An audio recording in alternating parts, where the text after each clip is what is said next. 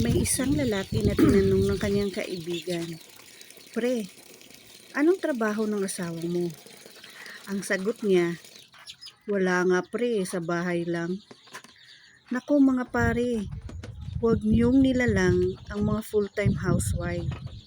Di niyo ba naiisip na ang pagiging asawa at ina ay walang katapusang trabaho, walang 13-month pay, at lalong walang retirement fee? Dalawa lang naman ang pagpipilian niyo eh. Pag ang asawa niyo ay may trabaho, asahan niyong walang ayos ang bahay niyo at walang pagkain ang nakahanda pagdating mo galing trabaho. Pero pag ang asawa mo ay isang full-time housewife, asahan niyong di niya kayo matutulungan sa mga financial problem. Kung alin man sa dalawa ang asawa niyo, dapat alam mo ang status ng buhay niyo. Ako, full-time mama ko. Wala akong trabaho. Pero, pinag-usapan namin to ng asawa ko. Kaya ang ginawa ko, nag-isip ako ng mga pagkakakitaan ko kahit nasa bahay lang ako. Dati, gumagawa ako ng cake, cupcake, mga puto, na pwede talagang pagkakitaan, na pwedeng i-bake. Pero nagkasakit ako. Dala siguro ng sobrang pagod ko dahil sa kaliwat ka ng mga order ko. Ako lang mag-isa. Ako ang nagluluto at ako rin ang tagahugas. Kasi nga, ang asawa ko may trabaho. Pero minsan, pag gaya ng Sabado at Linggo, tinutulungan ako ng asawa ko.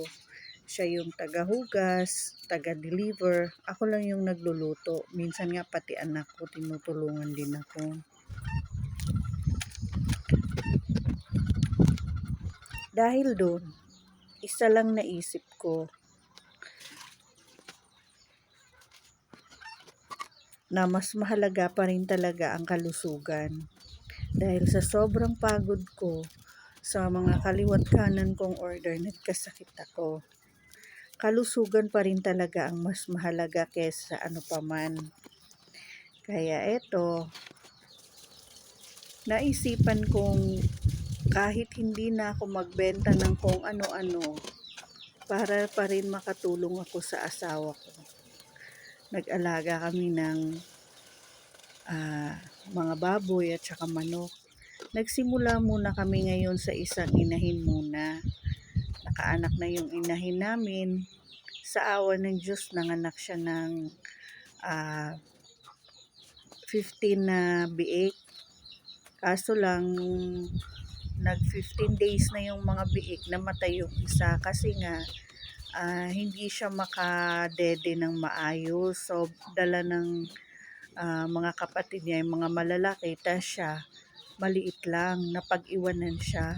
Kaya hanggang 15 days lang siya, ayun, namatay.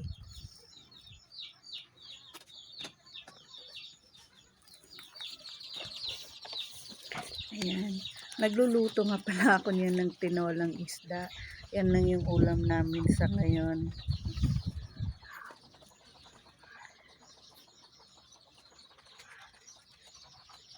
Sa mga katulad kong full-time housewife, alam kong hirap din kayo sa araw-araw, lalo na sa mga gastusin natin, sa mga ulam na babaunin ng mga anak natin, sa eskwelahan, yung baon nila sa araw-araw.